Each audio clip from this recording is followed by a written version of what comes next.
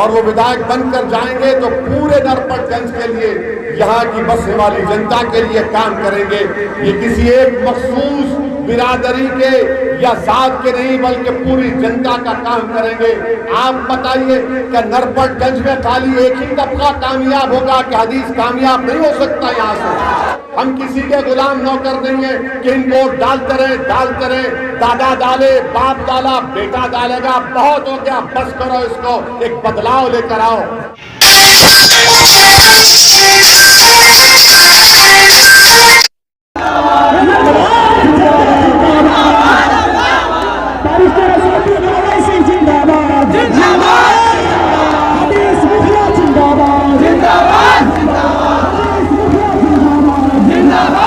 देखिए असदुद्दीन ओवैसी साहब का हेलीकॉप्टर अभी लैंड कर रहे हैं और ये देखिए किस तरह से अभी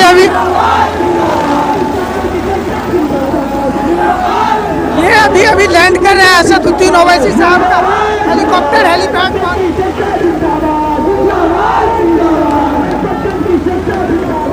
हेलीकॉप्टर जस्ट अभी लैंड कर रहे हैं। ये देखिए असदुद्दीन ओवैसी आ चुके हैं, पूरा माहौल गरमाया हुआ दिख रहा है।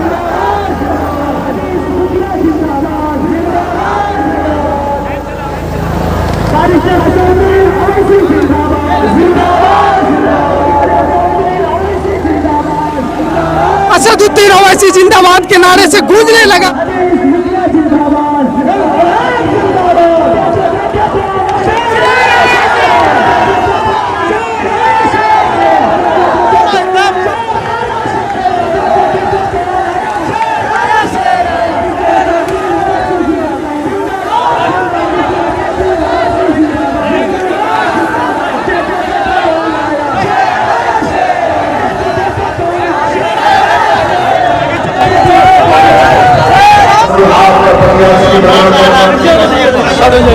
चलो उधर से।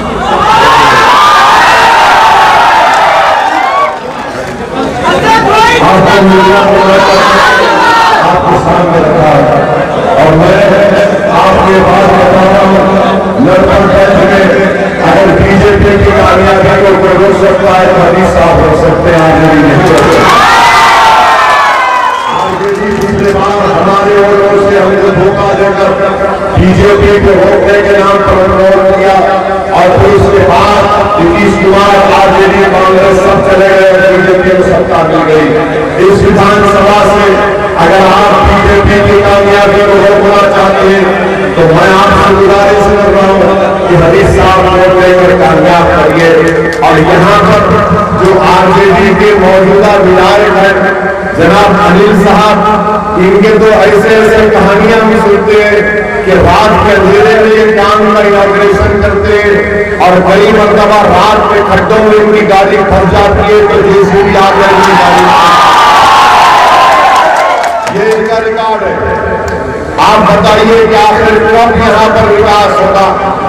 मैं आपको बता रहा हूँ कि जब तक आप अपने वोट से अपने नुमाइंदों को कामयाब नहीं करेंगे, आपके मसाइल हल नहीं होंगे।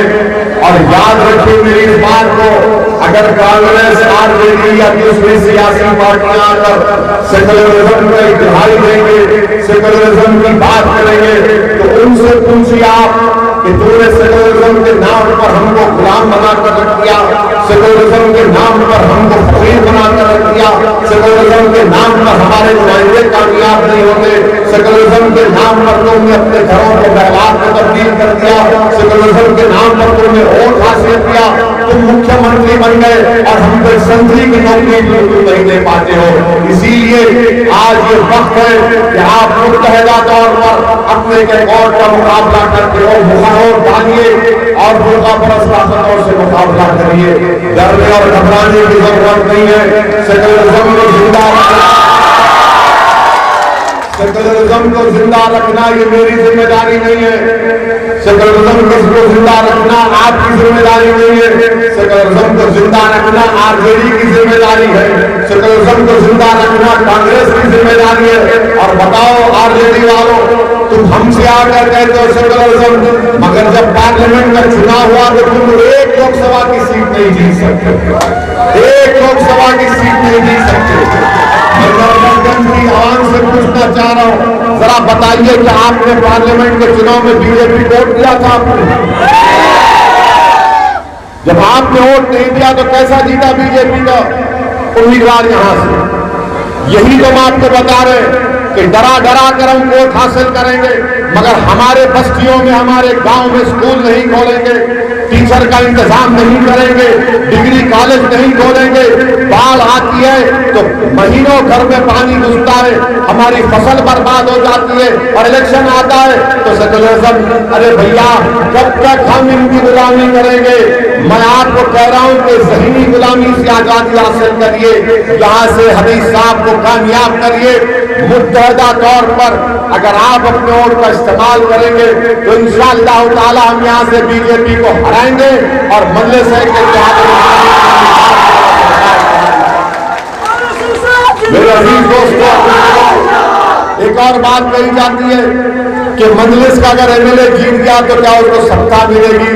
अरे तुम मुझे बताओ कि भारत की पार्लियामेंट में 540 पर हमारे भारत की सबसे बड़ी पंचायत है, उसमें से मजलिस के 2 एमपी हैं, एक मैं और दूसरे इम्तियाज जलील। मगर अल्लाह का लाख लाख फजल और करम है कि जब हम खड़े होकर भारत के प्रधानमंत्री की आंखों में आंखें डालकर गरीब और मजलूम आवाम के हक का मुतालबा करते हैं, यही मिजाज हम आपको देने आए हैं, यही मिजाज और यही काम इंशाअल्लाह ताला अगर मेरी माँ और बहनें और नौजवान और बुजुर्ग हदीस साहब को अपने वोट से नवाजेंगे और वो विधायक बनकर जाएंगे तो पूरे नरपतगंज के लिए, यहाँ की बसने वाली जनता के लिए काम करेंगे। ये किसी एक मखसूस बिरादरी के या जात के नहीं बल्कि पूरी जनता का काम करेंगे। आप बताइए कि नरपतगंज में खाली एक ही तबका कामयाब होगा कि हदीस कामयाब नहीं हो सकता? यहाँ से जब तक तुम सिर्फ वोट डालने के आदि बनोगे, वोट भी हासिल करो, हम किसी के गुलाम नौकर देंगे कि इनको वोट डालते रहे, दादा डाले, बाप डाला, बेटा डालेगा, बहुत हो गया, बस करो इसको, एक बदलाव लेकर आओ, एक बदलाव लेकर आओ। और मजलिस इलेक्शन जीत रही है। किशनगंज में आज से 10 महीने पहले असेंबली का इलेक्शन हुआ तो वहां पर हमारे उम्मीदवार कामयाबी हासिल की। कमरुल हुदा ने एमएलए बने, किशनगंज की जनता ने उनको बाई इलेक्शन में एमएलए बनाया और कमरुल हुदा ने 10 महीने में, आप रिकॉर्ड चेक कर लीजिए, 10 महीने में कमरुल हुदा ने 5 करोड़ के विकास के काम करवाए और 60 करोड़ के काम अभी चल रहे हैं। बताइए ये लोग क्या करते हैं? बस हमारा नरपतगंज कोई नहीं जीतेगा, हम जीतेंगे। अरे गए हो तुम्हारे दिन, अब इंशाअल्लाह ताला मजलिस आई है और हम जीत कर बताएंगे तुमको। मेरे अजीज दोस्तों और बुजुर्गों, मुझे और भी मुकामात पर जाकर इलेक्शन की रैलियों से वहां पर जाना है, इसलिए हम आपसे इजाजत चाहते हैं और आपसे फिर से गुजारिश कर रहे हैं कि मुत्तहदा तौर पर नरपतगंज की तरक्की के लिए यहां से हदीस साहब को कामयाब करिए ताकि वो विधायक बने और बीजेपी नरेंद्र मोदी को यहां पर शिकस्त मिल सके। शुक्रिया, अस्सलाम वालेकुम।